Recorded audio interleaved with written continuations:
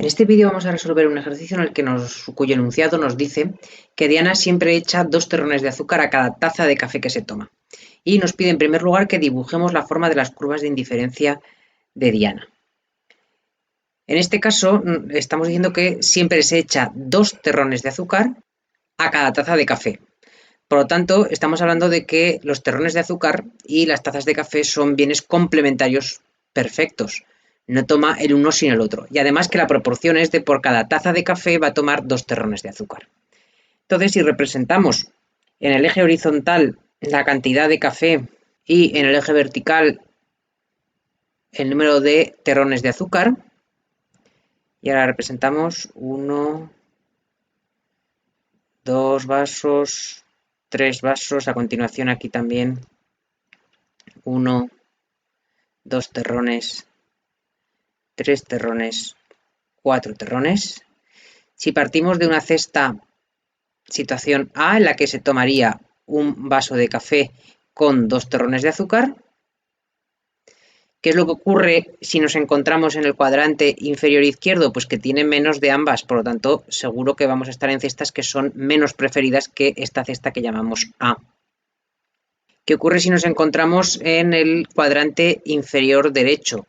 Tenemos más unidades de café, pero menos terrones de azúcar. Por lo tanto, al tener menos terrones de azúcar, la combinación café por cada 2 terrones, con 2 terrones de azúcar va a ser menor.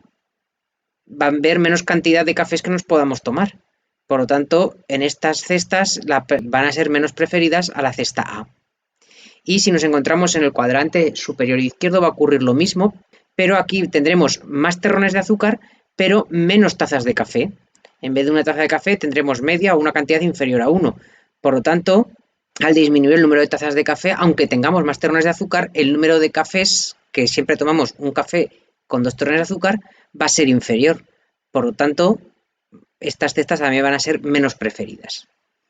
En el cuadrante superior derecho sí que va a haber más cantidad tanto de café como de azúcar. Por lo tanto, estas cestas van a ser más preferidas. Ahora bien, ¿dónde está la curva de indiferencia? Fijaros que si partimos de una taza de café y disponemos de 3 terrones en vez de 2, realmente aquí el individuo va a estar indiferente porque tiene más azucarillos pero el mismo café, con lo cual al final los cafés que se puede tomar son los mismos. Por lo tanto, la curva de indiferencia va a tener una forma de vertical aquí y en el eje horizontal también vamos a tener, este eje va a ser parte de la curva de indiferencia, va a ser esta otra recta, porque en esta recta vamos a tener más unidades de café, pero teniendo las mismas unidades de azúcar. Por lo tanto, si pasamos de esta cesta A esta otra cesta, aunque tengamos aquí 2 unidades de café, realmente el individuo solo se va a poder tomar una taza de café, porque no necesitaríamos para tomarse 2 tazas de café, necesitaríamos realmente tener 4 unidades de azucarillos. Por lo tanto, en el caso de los bienes complementarios perfectos, las curvas de indiferencia van a tener forma de L y curvas de indiferencia más alejadas del origen representan un mayor nivel de utilidad. El apartado B nos pregunta qué supuestos o axiomas se están incumpliendo en este caso. Pues en este caso el axioma de completitud se cumple, ya que cualquier par de cestas de consumo pueden ser comparadas en términos de preferencia débil. Reflexividad, cualquier cesta es preferida a sí misma. Transitividad, se cumple la propiedad transitiva de las preferencias. Y ahora, insaciabilidad.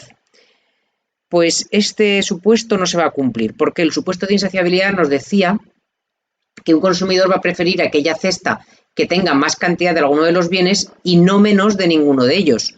Fijaros que al ser las curvas de indiferencia rectas, al pasar de esta cesta A a la cesta, vamos a llamarla B, ¿qué es lo que ocurría? Tenemos más cantidad de uno de los bienes de café y no menos del otro, que es azúcar. Teóricamente, si se cumpliera el axioma de insaciabilidad, la cesta B tendría que ser preferida a la cesta A, pero realmente son indiferentes. Por lo tanto, el axioma de insaciabilidad no se cumple. El axioma de continuidad sí que se cumple, las curvas de indiferencia son continuas. Esto se debe a que las unidades tanto de café como de azúcar son perfectamente divisibles, es decir, en vez de una taza de café podemos tomar media o una taza y 3/4, es decir, las cantidades son divisibles. Y luego el siguiente supuesto, el supuesto de convexidad estricta, tampoco se cumple. Fijaros que aquí las curvas de indiferencia tienen tramos rectos y en esos tramos rectos no se cumple la convexidad estricta.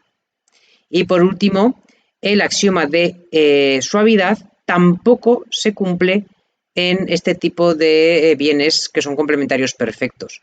El axioma de suavidad nos decía que las curvas de indiferencia son suaves, es decir, no tienen puntos angulosos. Y fijaros aquí que estas curvas de indiferencia sí que tienen puntos angulosos, que son justamente estos vértices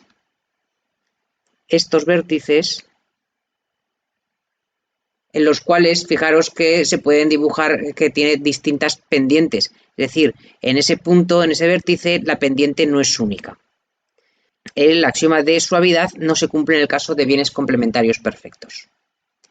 Y por último, el apartado C nos pide hallar la forma funcional de la función de utilidad que representa estas preferencias de diana.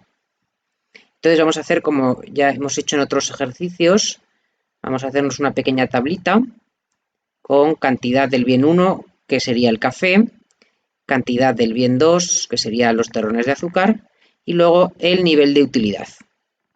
Suponemos que el individuo tiene una taza de café con 2 terrones de azúcar y la función de utilidad, recuerdo, es una función de utilidad ordinal. Es decir, el valor que le damos aquí al nivel de utilidad es un valor arbitrario que lo único que nos va a indicar es el orden de preferencia de distintas cestas de consumo.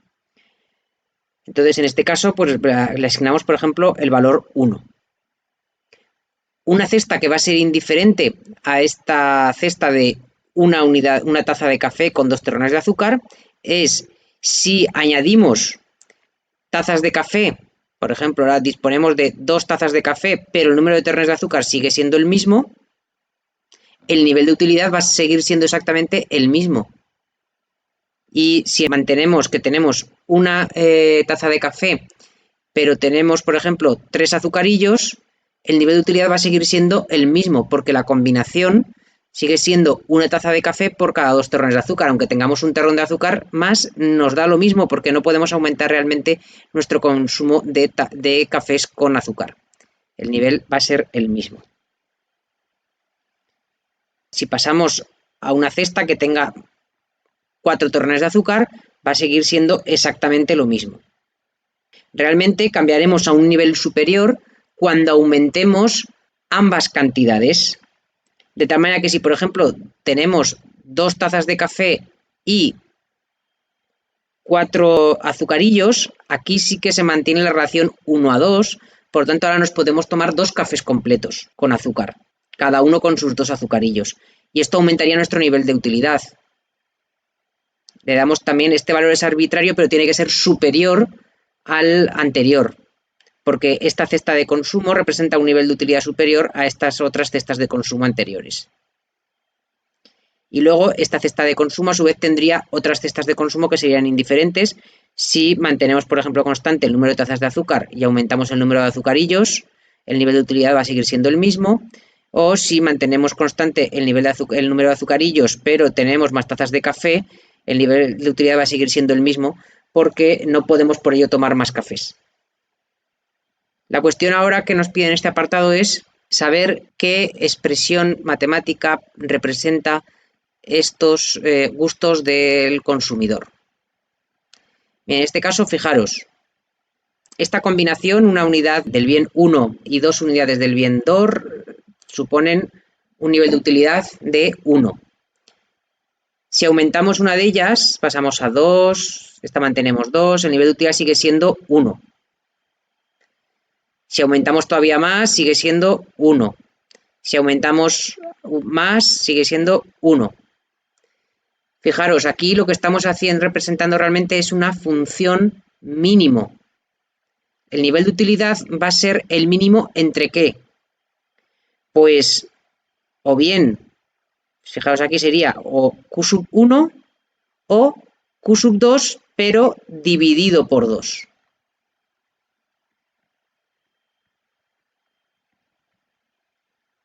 esta es la función mínimo. Fijaros, lo que nos está diciendo es, siempre va a ser el valor, el nivel de utilidad va a ser el mínimo entre Q sub 1 o Q sub 2 partido por 2. De tal manera que si tenemos, por ejemplo, 2 unidades de Q sub 1 y 5 unidades de Q sub 2, el mínimo de Q sub 1, que es 2, o de Q sub 2 partido por 2, que es 2,5, el mínimo es 2. Luego este sería nuestro nivel de utilidad. Pero en cambio, si tenemos la segunda cesta de este ejemplo que hemos puesto, 2 y 2, el mínimo de 2 unidades de Q sub 1 y 2 unidades de Q sub 2 dividido por 2, 2 entre 2 es 1, pues el mínimo entre 2 y 1 es 1. Luego, este sería el nivel de utilidad para esta otra cesta. Por lo tanto, esta es la expresión matemática que representa los gustos de este consumidor. O cualquier otra transformación monótona creciente. También valdría perfectamente esta otra función de utilidad. El mínimo, si nos gusta dividir, pues si hacéis una transformación monótona creciente que sería 2Q sub 1, el mínimo de 2Q sub 1 o Q sub 2. Esta función de utilidad representa exactamente los mismos gustos del consumidor.